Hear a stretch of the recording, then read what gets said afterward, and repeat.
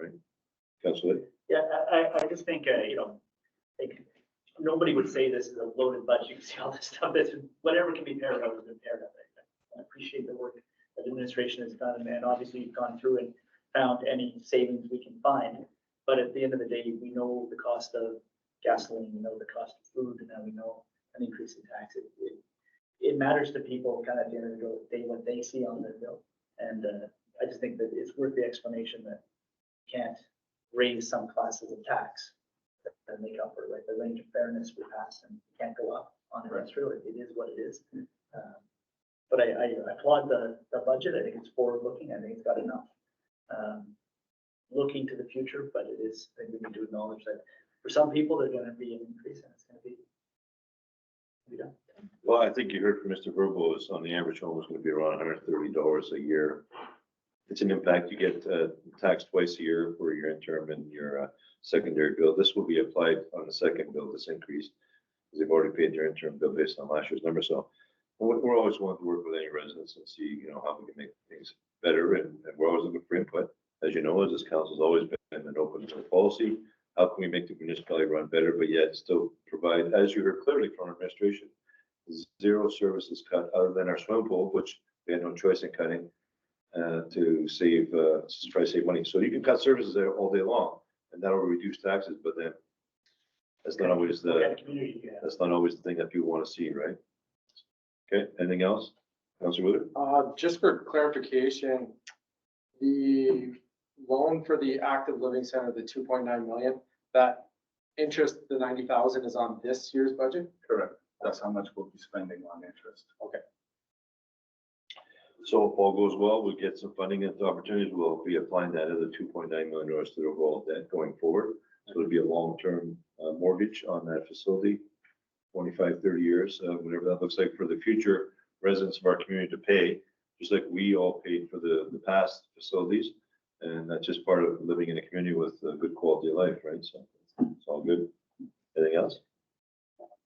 Thank you very much for that. One other question, I don't mind, Mr. Verbo. So obviously we're working on the reconciliations of 2023's budget. Have you got the information in regards to either deficit, surplus?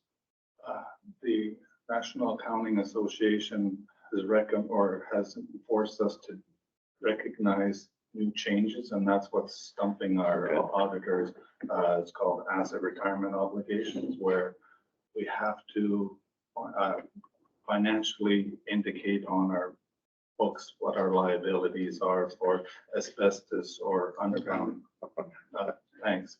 And so we're working collaboratively, and it's not unique to Marathon. It's a problem with all communities across the country. And so that's what's delaying. Okay.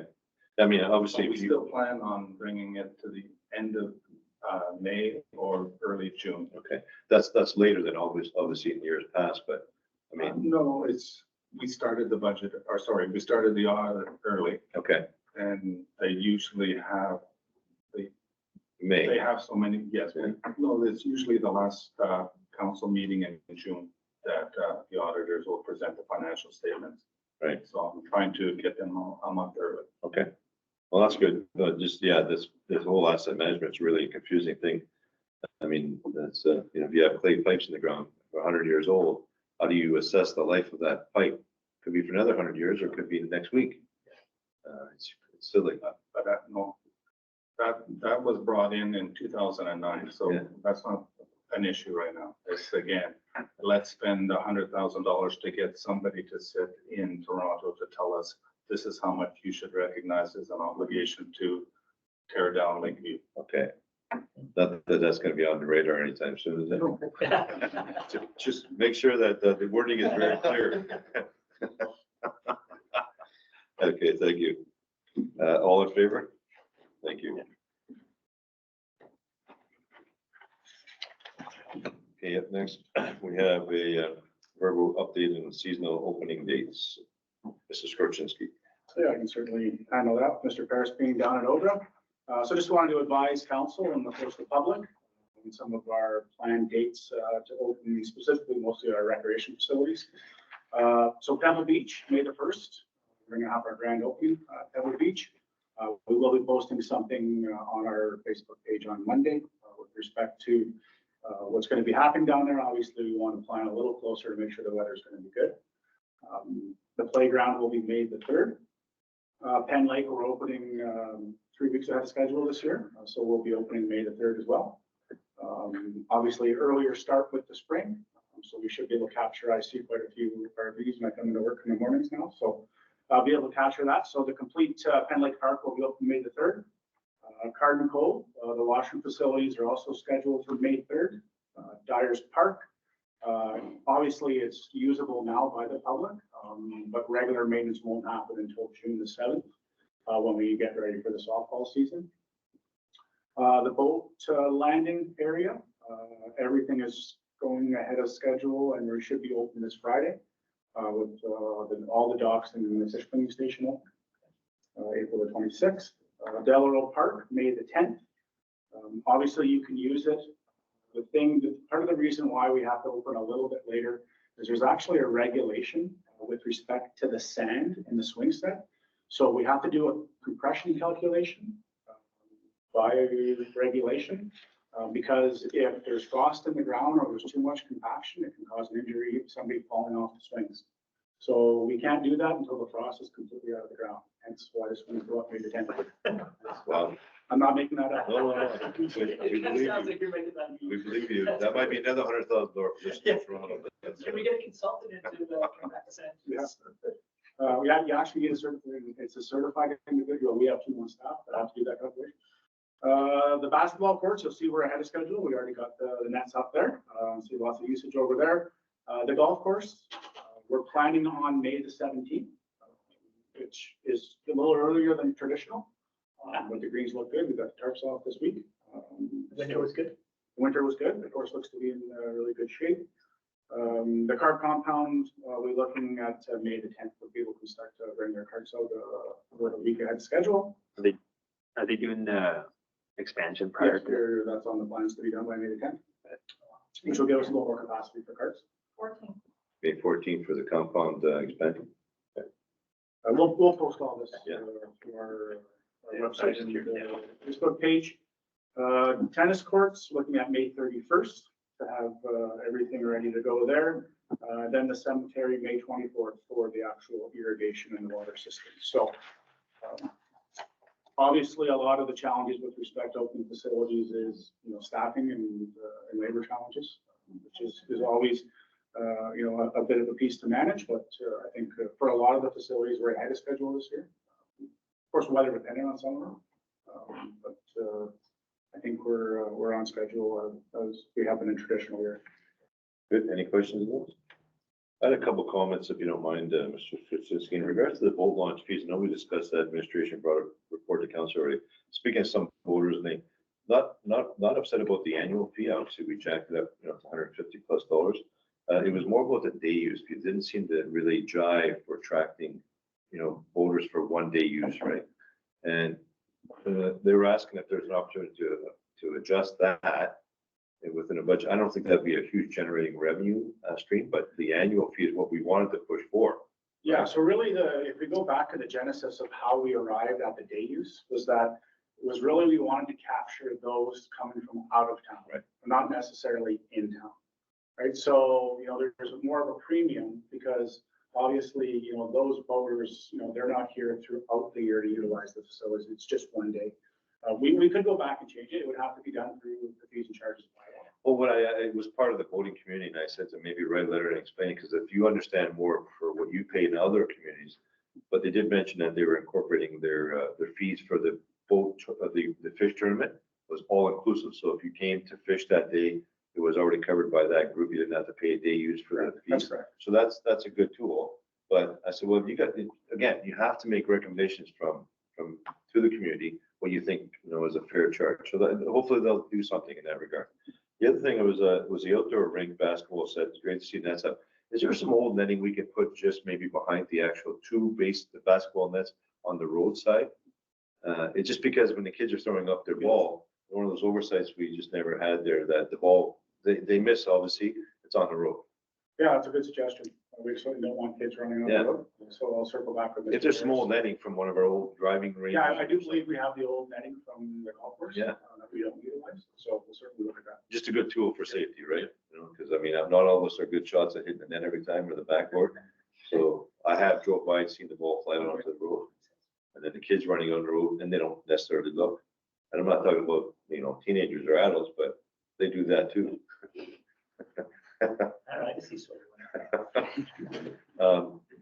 Everything else is great, and I think that just encourage people to tune into the information that's provided on the town's website for anything they're looking for. Thanks for the report. Got a motion here, a couple motions in regards to the check run. This one here is for the council hereby approves the following check run for March 2024. The accounts payable in the amount of $2,056,394.43 and payroll in the amount of $175,982.37. Moved by Councillor Lake, seconded by Councillor Wheeler. Any questions on those payments? Hearing none, call question, all in favor? Carried, thank you.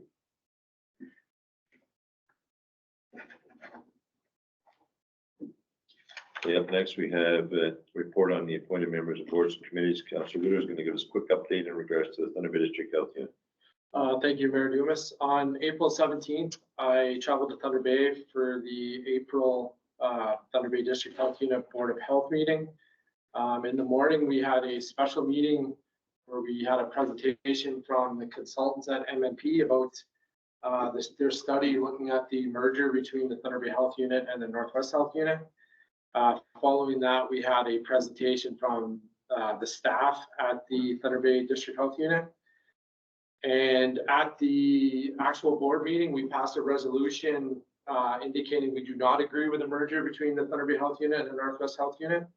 And that day as well, the Northwest Health Unit did the same. They voted to not agree with the merger as well.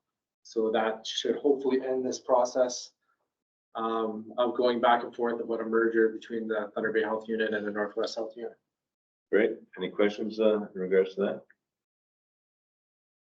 I think that's key because I think we all heard from people within the district, and you heard clearly from all the representatives of the communities. It didn't make sense geographically for one merger for a community from Manitowoc, basically walk from the Algoma district from White River all the way to the Manitowoc border. Financially, it didn't make sense either. No. So, you know, at the end of the day, like, it's a good choice, and thank you for having that information presented, because I don't know how many people follow in regards to the Thunder Bay District Health Unit, but the reality is they provide service in all our communities, and of course through that educational factor is really important, so it makes much more sense. Okay, thank you for that. Mine was in regards to the Thunder Bay District Municipal League Board meeting last week. We discussed the board's overview of the AGM that was held in Nippingen, Ontario, Ways and Means. You know, obviously everybody has opportunity to comment on some of the things that happened. The meeting went very well. There was some hiccups, like every conference there's a hiccup, and we addressed those through that Ways and Means, identifying some of the things we can always present in the future conferences. Talked to Mr. Skripczynski beforehand. I brought back to the league prior to the AGM for discussion around changing the constitution of NOMA for the Thunder Bay, the Rainy River, and the Kenora districts to go under one umbrella. So we're having a few more discussion around that. It seems like right now nobody's interested in disbanding those leagues, which the Thunder Bay District League's been in existence now some 107 years. So they're the longest standing independent league, but the reality is maybe there's not a need, but we're still moving forward with that. That was discussed. We're gonna have some discussions around that with NOMA executive, see how we can maybe do some difference in opportunities of sharing the same information, presenting the information from each district to the league, and that going forward. We talked about our summer meetings. We do virtual. This was a virtual meeting. We do virtual as well as in person. Try to limit the in person because of travel, and trying to, you know, Thunder Bay District again, big geographic area. So we try to meet in Dorian. So this one was suggested we meet in Greenstone, which is a long haul for some members. So, you know, get up in the morning, travel to Greenstone, travel back. So that's an in-person one we'll take a part in. And then, of course, our executive director will be attending the NOMA conference. Partially, she couldn't get enough time to get away and participate in that. And then, of course, NOMA requested leagues to sponsor them in each district. So the Thunder Bay District had to approve a sponsorship for the NOMA AGM coming up. So just general business of the league was presented and discussed from the AGM going forward. Any questions on that? Okay, hearing none.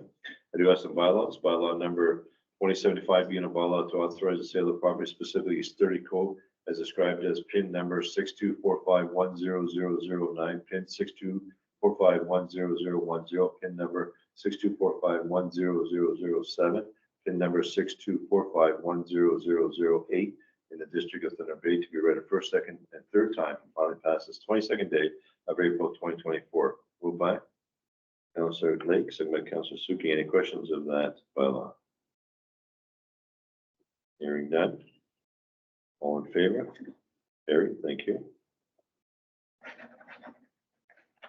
Then up next, we have bylaw number 2076 being a bylaw to adopt the estimates and sums required during the year 2024 to be read a first, second, and third time and finally passed this 22nd day of April 2024. Moved by Councillor Suki, second by Councillor Wheeler. Any questions of that bylaw?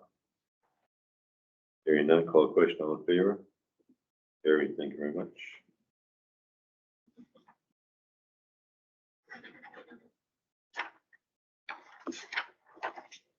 The council hereby proclaims June 7th as Hope Air Day in and for the town of Marathon. This resolution is presented and moved by Councillor Wheeler, second by Councillor Lake. All in favor?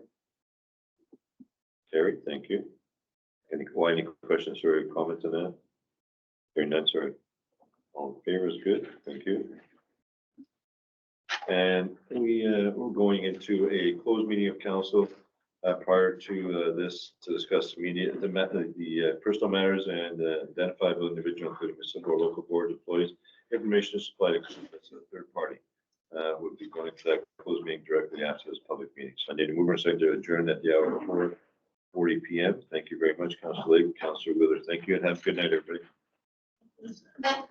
So, you guys, figure out when you're kind of, and then let me know.